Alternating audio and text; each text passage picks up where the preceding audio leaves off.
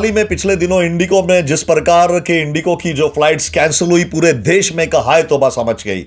चारों तरफ एक हाहाकार मच गया और ये लगभग अभी तक का आंकड़ा यदि आप देखें तो लगभग 3000 के लगभग उनकी जो फ्लाइट्स कैंसिल हुई और उन फ्लाइट्स की कैंसिल के वजह से हजारों यात्रियों को दरबदर होना पड़ा। और इस ठिठुरती ठंड में यदि आप देखें तो हालात ऐसे बने कि जो एयरपोर्ट थे वो बस स्टैंड जैसे लगने लगे थे। यहां देखो कुछ यात्री जमीन पे सो रहे थे, कुछ एयरपोर्ट के बाहर, कुछ अंदर, और इस प्रकार के कयास पूरे देश में लग गए। जैसे एक प्रकार की आप कह सकते हो कि हवाई यात्रा को लेकर एक अघोषित इमरजेंसी जिसे आप कह सकते थे, एक ऐसा वातावरण चारों तरफ बन गया। लेकिन यदि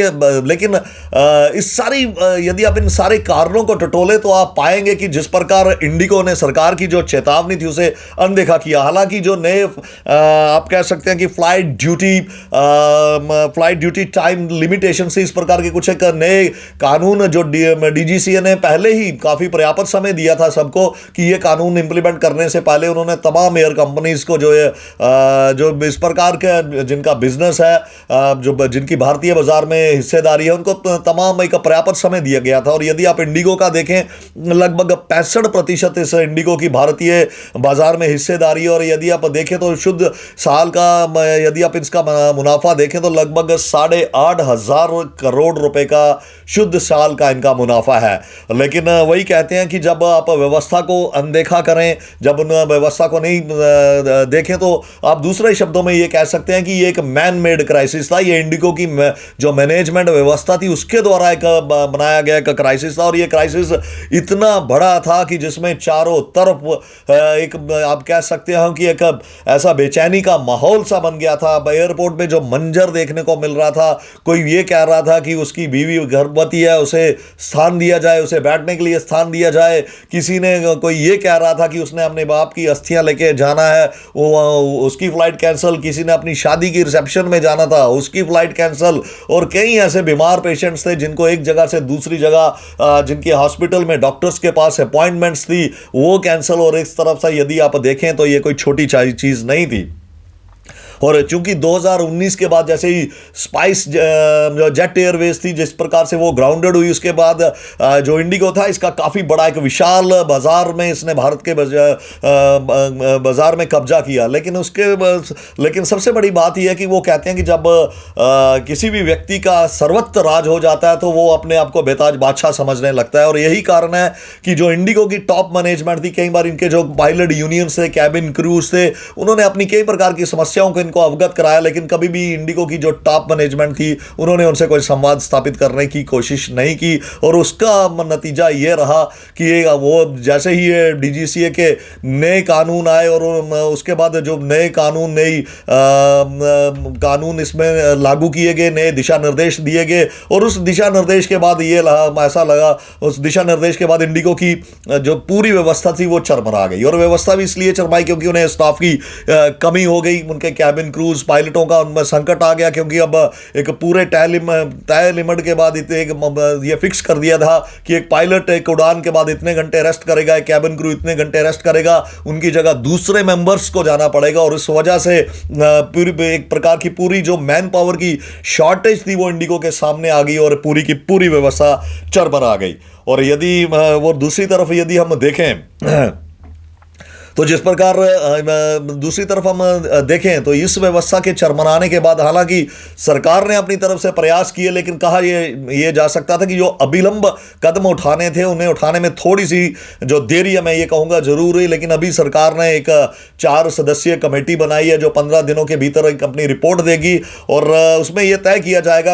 हमें भी ऐसा लगता है कि एक लंबी चौड़ी पेनल्टी भी इंडिगो की मैनेजमेंट को उसमें डाली जाएगी, क्योंकि जिस प्रकार अभी तक जो यात्री थे जिन्होंने लाखों करोड़ों रुपया का किराया जिन्होंने दिया था और उन्हें वो अपनी जो विमान की यात्रा करने को नहीं मिली, अब हालांकि वो जो उनका फेयर है उन्हें वापस लौटाया जा रहा है। वो भी सरकार की एक कड़ी चेतावनी के बाद उनको फेयर लौटाया जा रहा है। हालांकि सरकार ने उस समय भी ये दिशा निर्देश जारी कर दिए थे कि जिन यात्रियों की व्यवस्था नहीं कर पाए उन्हें आप होटल में ठहराइए, उनका खान मान उनकी व्यवस्था का प्रबंधन देख लिए। लेकिन हजूम इतना जाता था, अव्यवस्था का वो आलम था कि वो सारी चीजें उनके सामने, वो जो व्यवस्था के सामने टिक नहीं पाई। और होता भी है, यदि आप देखें तो इससे पहले जो 2011-12 में आप देखें तो किंगफिशर का एक छत्रराज इस देश में हुआ करता था और एक जो भारतीय बाजार में उसकी एक बड़ी हिस्सेदारी थी। लेकिन जिस प्रकार अव्यवस्था का आलम वहां हुआ, अत्यधिक कर्ज में वो कंपनी फंस गई और डूब गई। उसके बाद जेट एयरवेज भी सेम प्रकार की इसी प्रकार की परिस्थितियों में उसे जूझना पड़ा और 2019 में वो भी ग्राउंडेड होगी। लेकिन यदि हम देखें, जैसे ही डीजीसीए ने ये अपने नए नियम कानून लागू किए, कुछ कंपनियों में उसमें तालमेल बैठाया, जैसे कि आप इंडियन एयरवेज देखिए या स्पाइस जेट देखिए या अलास्का देखिए, उन्होंने अपनी उड़ानें जो थी वो अपने सही समय पे उन्होंने उसे नियंत्रण किया। उन्होंने तमाम प्रकार की जो सरकार की गाइडलाइंस थी उस पर अमल करते हुए अपने स्टाफ में भी बढ़ोतरी की और सब चीज़ों को वो करते हुए उन्होंने वो इस प्रकार की व्यवस्था के आलम में फंसने से बच गए। लेकिन सबसे बड़ी बात यह कि इस दौरान भी जो दूसरी एयरलाइंस कंपनी थी उन्होंने भी यकायक अपने फेयर में बड़ी ज़्यादा बढ़ोतरी कर दी।